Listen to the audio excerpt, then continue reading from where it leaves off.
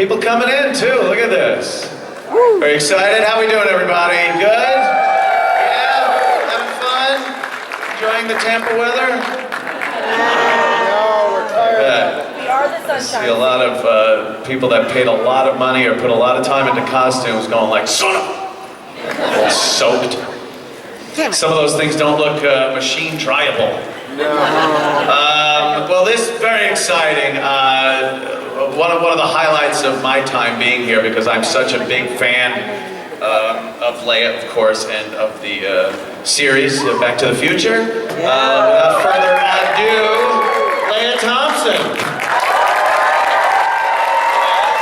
The beautiful Leia Thompson. Yes.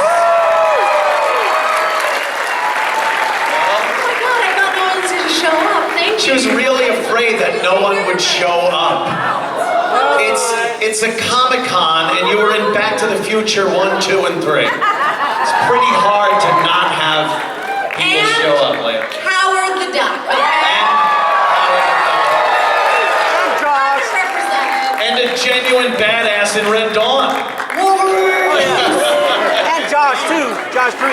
Jaws 3, Jaws 3, D. Jaws 3D, right? The third dimension is terror.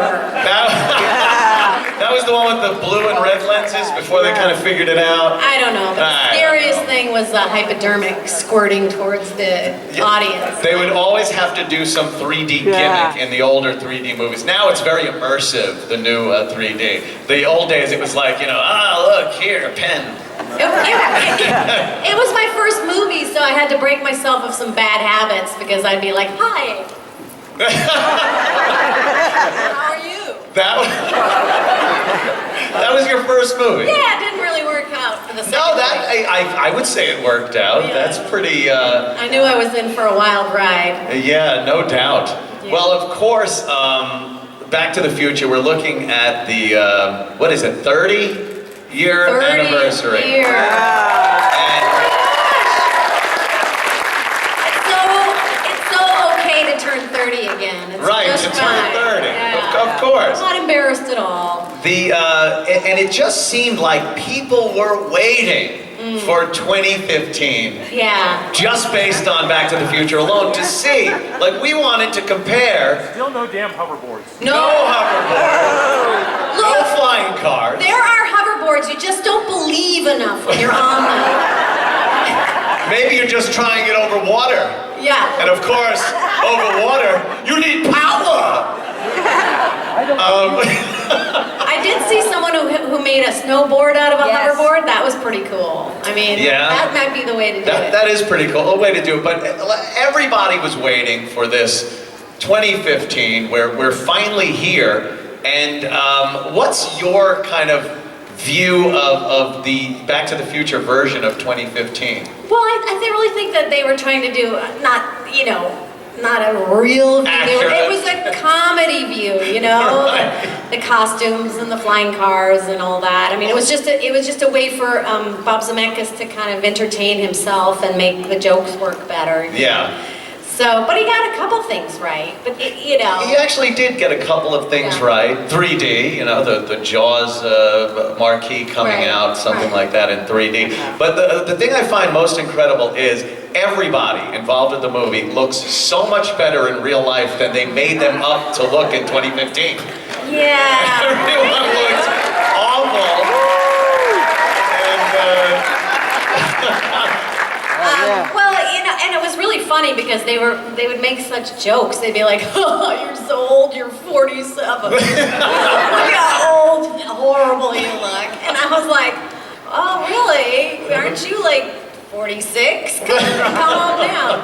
But yeah, the makeup is always hard, and no one will ever get it perfectly right. But I've seen the movie on a big screen, and there's really only one really bad shot of the makeup. Is there? Which show? Well, I just saw it at the Hollywood Bowl in California with the orchestra playing. They're doing that all over the world. That's amazing, yeah. They pulled the music out, and they wrote new cues because the first 20 minutes of Back to the Future has no orchestra in it. And so they wrote new cues, and I got a few of them, which really helped my performance, I'm really happy to say.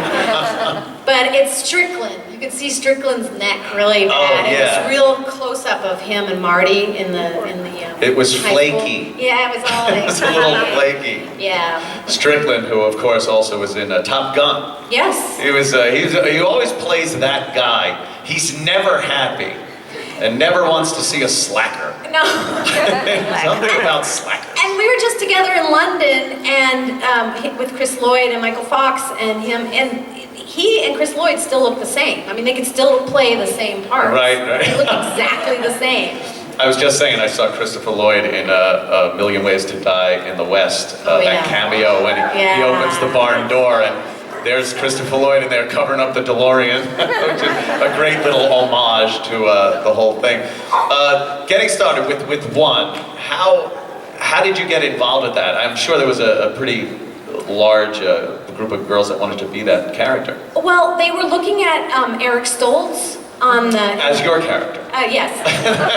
We had just done a movie for Universal called The Wildlife, and I played his girlfriend, so they were looking at him on these ancient machines where they ran film through him. And they said, "Who's that girl?" And so I got an audition, because it was the biggest movie up at the time, and the greatest part. And for some reason I just really clicked with the part, and I remember doing the screen test with Eric Stoltz and C. Thomas Howell, who I'd done Red Dawn with, and so it was a really nervous time, and it just worked. And I remember my screen test, Steven Spielberg was working the camera, and it was just really nice. How nerve-wracking is that? But you know what, they made me feel so good. They were such nice people, and I just clicked with the character, you know, especially the older Lorraine. For some reason at whatever 22, I just got that Marty, make her roll again. I got that character, so the juxtaposition between the one with so much light and the one with so much dark, I somehow got. I don't know, I was just lucky. Sometimes that happens. Did you ever hear from Eric Stoltz after that? Like, you get the part based on my audition tape that you're in, that they think you're... Well, he did get the part, and then he was replaced after 6 weeks. Yeah. And then I did Some Kind of Wonderful with him, so there was... Oh yeah, there's another Some Kind of Wonderful. I think he went on to do a few things too, so... Yeah, now he's a big director and he won't hire me. So. Not too bad, he won't hire you. So you get the part. Now, was it awkward having to then transition over to Michael after you've done those scenes already? Yeah, it was really odd, because some of the scenes they kept shots in it. They didn't reshoot the whole scene. Like the entire skateboard chase where Biff ends up with the manure. That was all. They kept all the stuntmen from Eric Stoltz, which is why they tried to grease his hair, Michael Fox's hair back and make it kind of darker so it would match. And so some of the scenes, they used my close-up from him. It was really awkward and really weird because he was a friend of mine. But Michael Fox was obviously perfect for the part. His kind of acting meshed with everybody else's. We weren't doing really naturalistic acting. You know, I mean, Chris Lloyd going, we've got to go back to the future. Yeah, no one really does that. That's not real magic. It's not like Stanislavski, method. So, and then, Crispin Glover, who was like, what? He was like, we were doing crazy stuff, really big. You want me to touch her?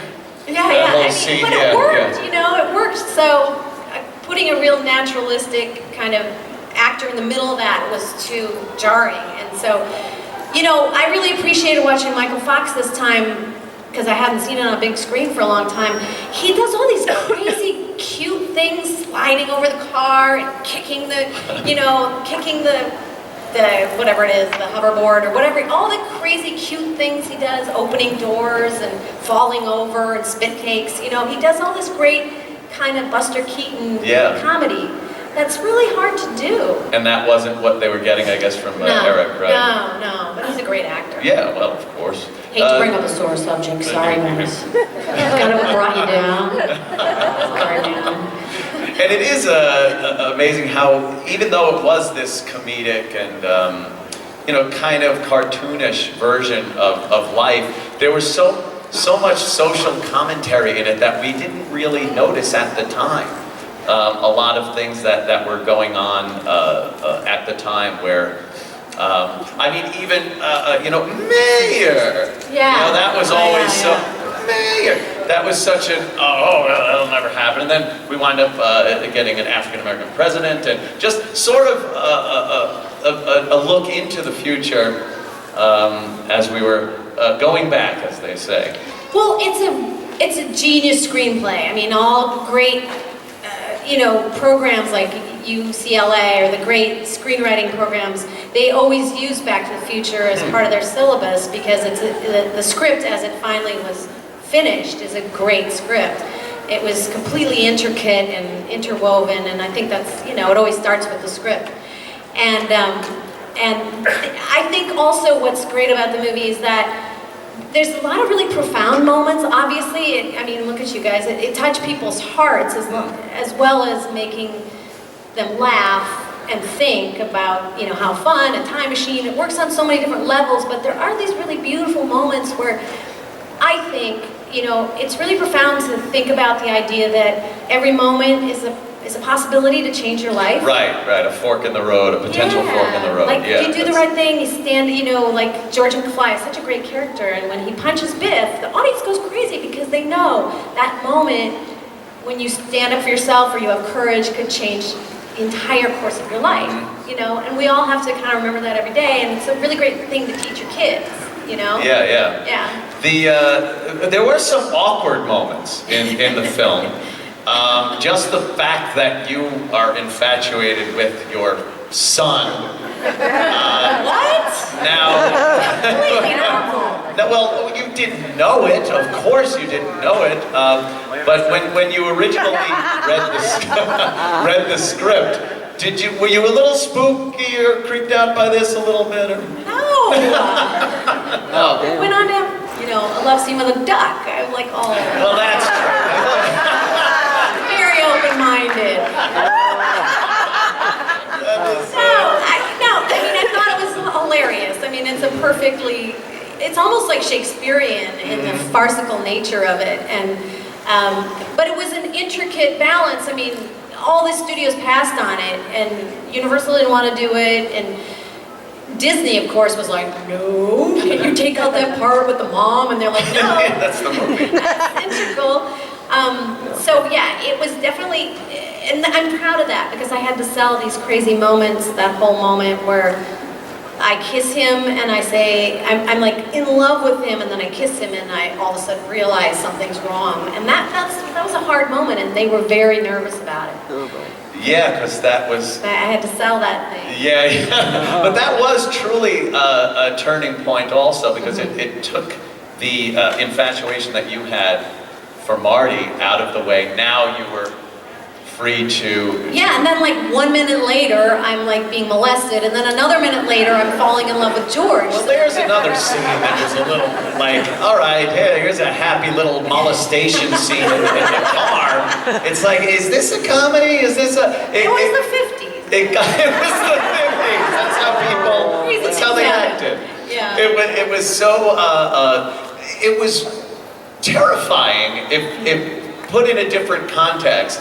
That was an assault going on in the car. And then why later do you have him hanging out waxing the vehicle? I never quite understood. Hey, I tell your mom I said hi. It's like, oh, the one that you were molesting in the car?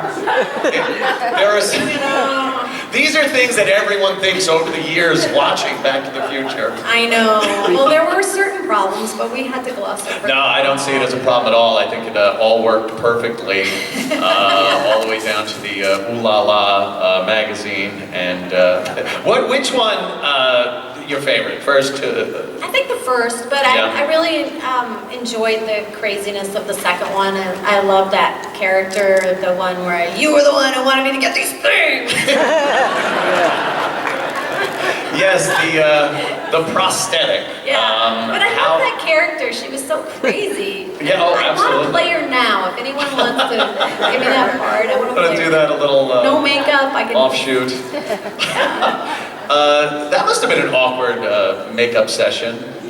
I know, because people would walk into the, because I was covered like in prosthetic plastic actually from here to here.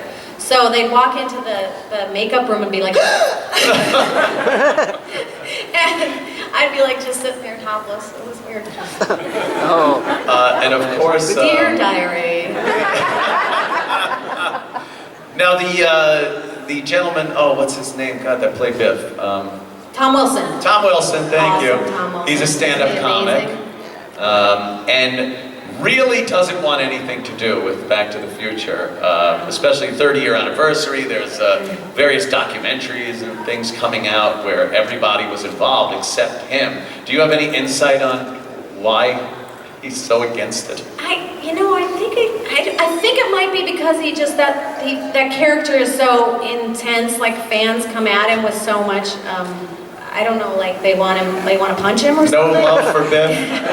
So I really can't speak for him. I really wish he would be here because I think he's a genius and he was a genius in the movie. But yeah. I think he just kind of thought that it really pigeonholed him. But instead of like embracing that, right. I mean, I feel so lucky to be known for a movie that was so great. You know? So I don't know. I wish he would too. Yeah, some people as an actor, they feel if they're pigeonholed, that's it. They'll never get out of it, and kind of recoil on it. But I thought he was great in 1, 2, and 3. Mad Dog Tannen was hilarious to me. The scene where he just doesn't have any clue after he shoots. He's like, thank you. Like people are happy that he just killed Marty in the street. He was an epic bad guy. He really was. Yeah, just a very good bad guy in all of them. Yeah. I mean, and we got to see 3. We got to see the first one, just the young, dumb Biff. And then, of course, you all remember the story of how Biff did it in the Big Biff Hotel. And that's when you were his wife with the... How do you play the same person?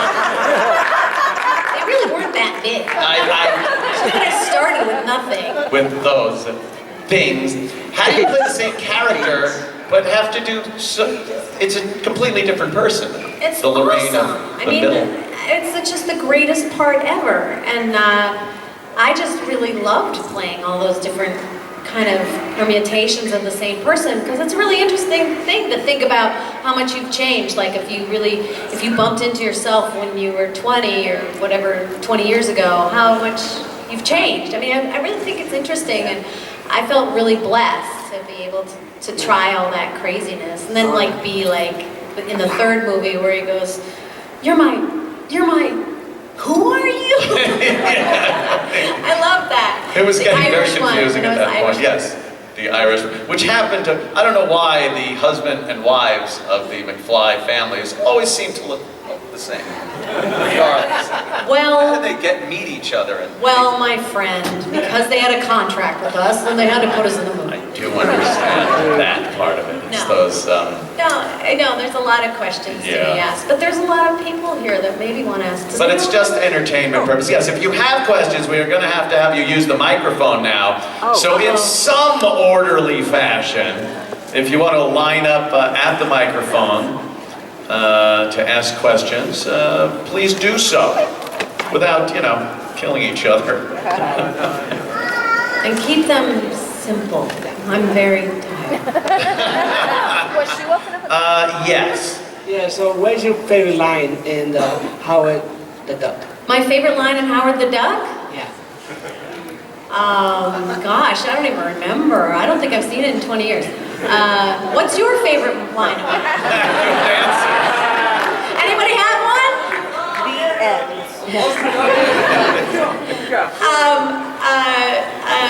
I can't remember. I'm so sorry. But one thing I love about Howard the Duck was like, and it's so big in England because it's just like pun after pun after pun after pun. And Americans aren't quite into puns as much as the Brits are. Now talk about a Sorry, script. I can't remember anything. Talk about a script that you would get and go, what? Wait, I'm in love with a duck? It was George Lucas, right?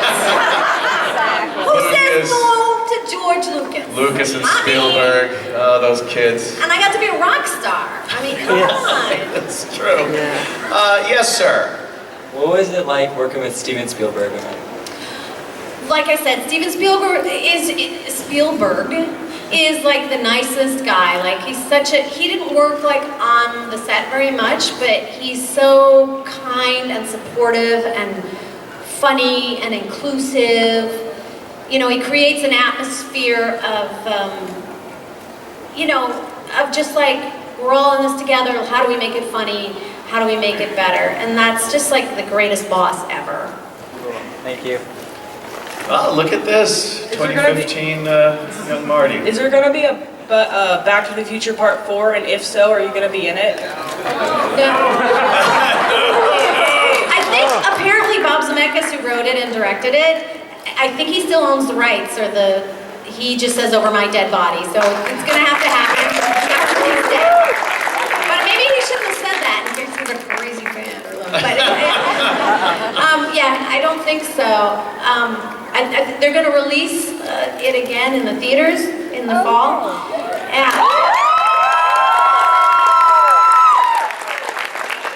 And they're doing this other thing where they play the orchestra, and they're also trying to develop a musical for Broadway.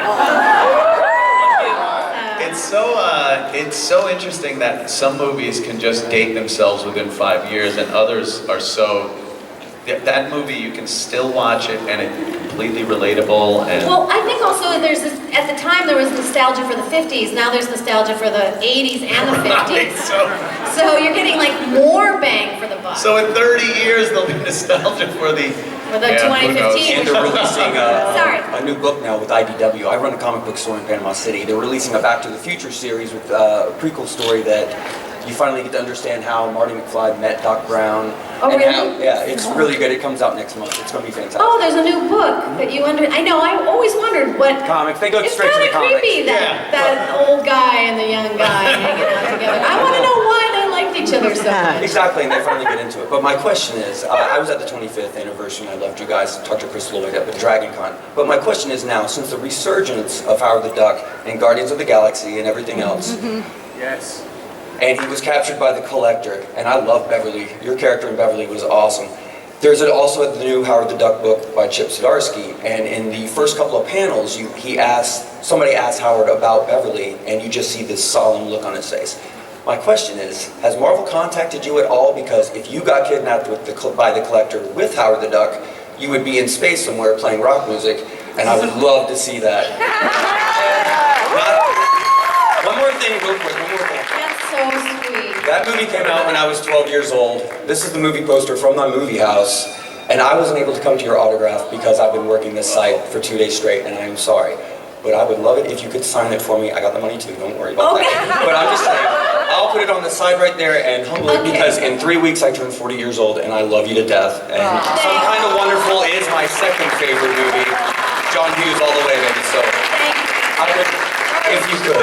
Sure. Thank you. I'm gonna cry up there real quick. Go over there. You heard me cry. Hi. Hi, sweetie. My favorite movie of all time is Back to the Future, the series, the whole series.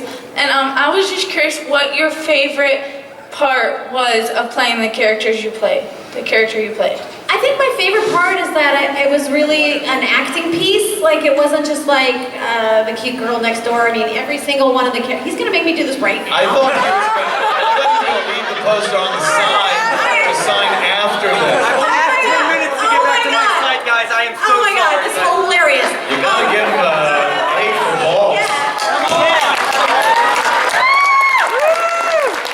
You guys, I can't tell you how happy this makes me because people are always giving me such grief about being in Howard the Duck. Later. And so I appreciate the oh my God, right now. Can you believe this? Multitasking, isn't it? I'm just gonna sign this. What? Wow, that is an assertive Yeah, look gentleman. at that. I did it. Can no one else do that? Yeah.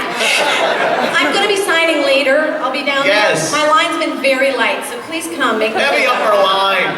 yeah.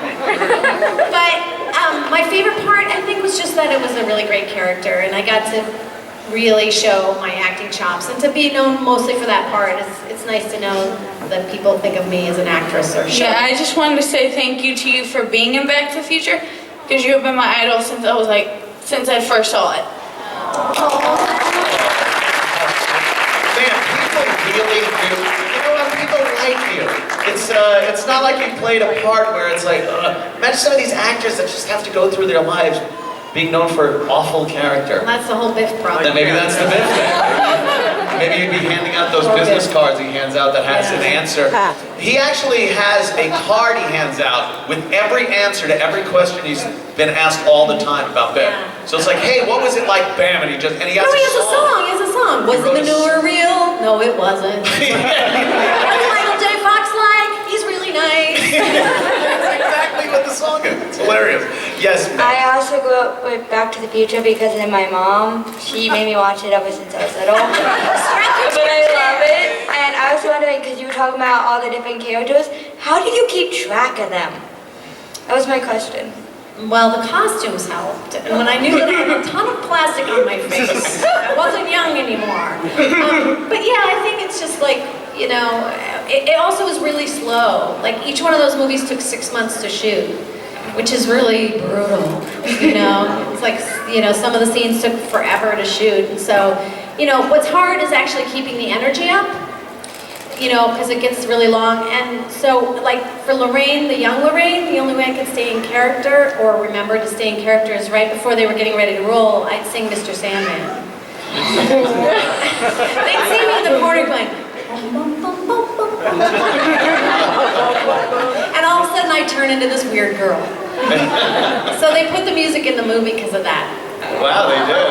It fits so well in that part, too. All right, thank you. You're You awesome. look beautiful. Thank you. As a big Switched at Birth fan, I was wondering how long it took you to learn to sign, and I was wondering if there's any like spoilers we should know about. Oh, that's so sweet. Thank you for asking about Switched at Birth. My show, Switched at Birth, is on ABC Family. It's premiering, the season 4B premieres on August 24th. It actually got me and my family, you know, all around TV watching. Oh, that's so sweet. I love that. And it's there's a deaf one of my daughters is deaf on the show, so that we do a lot of signing on it, and the deaf culture's embraced us because we really deal with that, and it's nice because it's given a voice to an underrepresented community. And so, yeah, it's really interesting because we have to do our lines and sign all the time.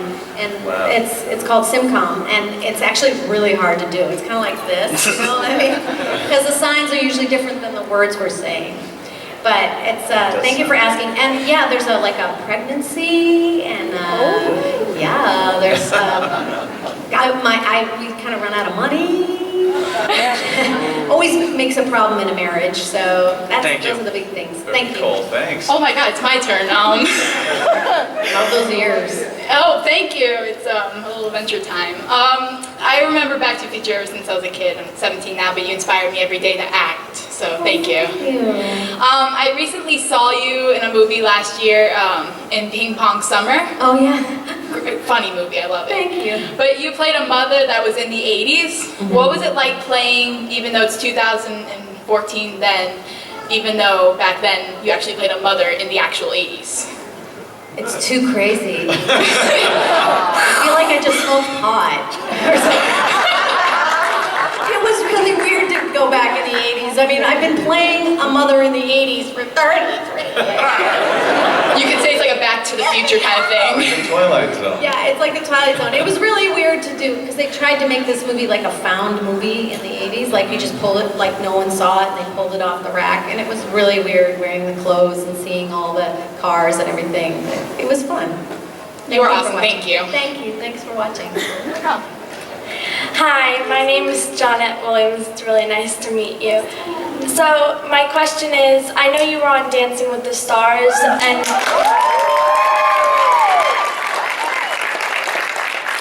I know in the video clips it looked like that really helped you a lot. So what did you enjoy most about being on Dancing with the Stars? You know, I think it's really hard to keep doing things as you get older or even when you're younger that scare you. you know, every time you want to do something it's easy to retreat, and so I keep trying to do things that scare me so that I don't get just like, I'm not leaving the house. Because, you know, I think that can happen. So really it was just like doing the most terrifying thing ever and wearing sparkles. And I don't know, you know, I like to take challenges that come at me, and so I try to just say yes to opportunities that come my way. So I think that's what I got most from it. Like, I can still do things that are really scary. Thank you. Thank you, Angel. Hi.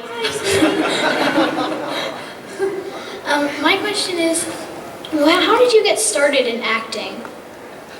Well, I did plays when I was really young, like you, and then I was a dancer. I was a ballet dancer in Minnesota, and I always liked to perform, but I really wasn't good enough to be a really good ballet dancer. So I started acting when I was like 20, and you know, I was lucky because I just started working right away, and I learned kind of on the job. But that's not usually how it happens. Usually, you have to like really work at it and study.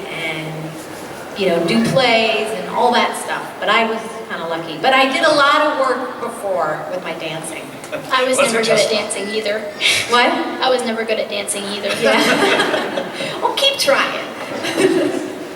Thank you. Unfortunately, I think we have time for one more question. Supergirl. Very quickly, I know, yes. Wow. Supergirl. No pressure.